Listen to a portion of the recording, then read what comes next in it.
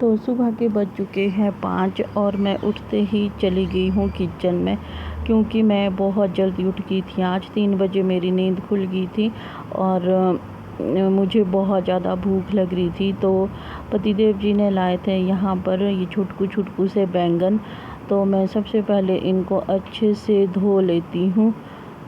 तो मैंने यहाँ पर इनको छुटकू बैंगन को अच्छे से धोना शुरू कर दिया है और देख सकते हो आप, मैं लगी हूँ इनको धोने। और फिर अच्छे बैंगन धुल गए हैं और मैंने इनको छोटे छोटे टुकड़ों में कट कर दिया है और मसाला भी तैयार कर दिया है साथ में। तो जब तक मैंने सब्ज़ी में तड़का मार दिया है, जब तक मेरी सब्ज़ी पक के तैयार होती है तब तक यहाँ पर ये जो खाली डब्बे थे मैंने सोचा कि इनको भर लेती हूँ। तो पतिदेव जी लेके आए थे 2-3 दिन से, ये राशन पड़ा हुआ था इधर ही, दालें और चीनी वगैरह छोटा मोटा सामान लेके आए थे किचन का। तो मैंने सोचा कि इनको मैं रख लेती हूँ जब तक मेरी सब्ज़ी पकेगी। साथ साथ में सब्ज़ी भी पकती रहेगी और मेरा ये काम भी बनता रहेगा, क्योंकि अगर मैं किचन से बाहर चली जाती हूँ तो मुझे ध्यान ही नहीं रहता कि मैंने किचन में सब्ज़ी भी लगाई। और बहुत बार ऐसा हो चुका है जब मैंने ऐसे किया है कि किचन में सब्ज़ी लगाई हो और वो जब तक वापस आती हूँ तो पूरी तरह से जल जाती है। इसीलिए मैं सोच रही थी कि जितना ज़्यादा हो सके मैं किचन में ही अपना टाइम स्पेंड करूँगी, ताकि मेरी सब्ज़ी जले ना और अच्छे से पक भी जाए और गैस बंद करके ही मैं किचन से बाहर निकलूँ। तो यहाँ पर ये पतिदेव जी लेके आए थे काला चना, तो मैं इसके लिए देख रही थी ये डब्बा। तो पहले तो सोच रही थी कि कहीं ये डब्बा कम ना पड़ जाए, तो मेरे काले चने तो इसमें आ गए थे। और साथ साथ में मैं इनको वापस भी रख रही थी, जहाँ से मैंने जो डब्बा निकाला था वहीं पर सेट कर रही थी। और फिर उसके बाद बारी आती है राजमा की।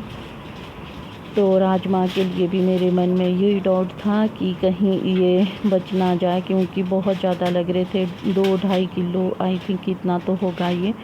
तो मैंने सोचा कि पहले रख लेती हूँ, जो बच जाएगा उनकी मैं दाल बना लेती हूँ। और ये देखो डालते गिर भी गई राजमा।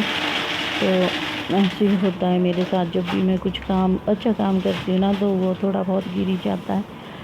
तो यहाँ पर देखो मैं लगी हूँ अभी राजमा के डब्बा भरने के लिए, और जो गिरा हुआ था उनको उठा के इसी डब्बे में वापस रख रही हूँ। तो आप लोग ना डब्बे को प्लीज़ इग्नोर करना, क्योंकि जो किचन में जब तड़का मारते हैं तो उसकी ये चिपचिपा ये फंस जाता है, तो उतना ज़्यादा नहीं है ये देखने में। तो आप लोग प्लीज़ किसी भी तरह का कोई कमेंट मत करना। और पीछे देखो मेरे बच्चे सो रहे हैं। तो मैं सोच रही थी कि इन लिफाफों का क्या करूं मैं, इन लिफाफों को मैं फेंक दूं या फिर मुझे ध्यान आया कि मैं इन्हें रहने देती हूँ और कहीं ना कहीं ये मेरे काम आएंगे। और उसके बाद चली गई थी मैं बाहर, और बाहर बहुत प्यारे प्यारे फूल खिले हुए थे, और ऊपर से इतने सुबह सुबह का टाइम, ऊपर से इतने प्यारे प्यारे फूल और पक्षियों की चहचहाहट, मन को एकदम से सुकून मिल गया। बहुत ही अच्छा लगा मुझे जब मैंने ये फूल देखे, क्योंकि मुझे ना फूलों से बहुत ज़्यादा प्यार है। मुझे बहुत अच्छा लगता है जैसे फूल वगैरह क्यारियाँ बनाना, बहुत ही अच्छा लगता है मुझे।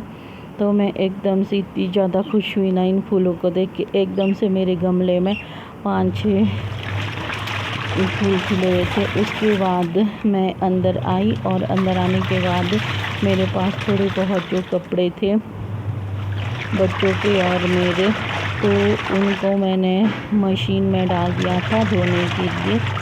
तो यहाँ पर मेरे कपड़े जब तक धुलते हैं तब तक मैं कुछ और काम कर लेती हूँ।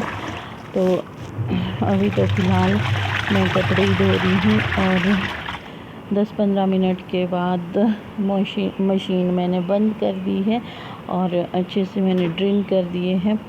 तो वैसे तो इतने ज़्यादा सुखाने की ज़रूरत नहीं होती, हल्की हल्की धूप डालनी पड़ती है इनमें 5-10 मिनट की। तो ये जब तक सूखेंगे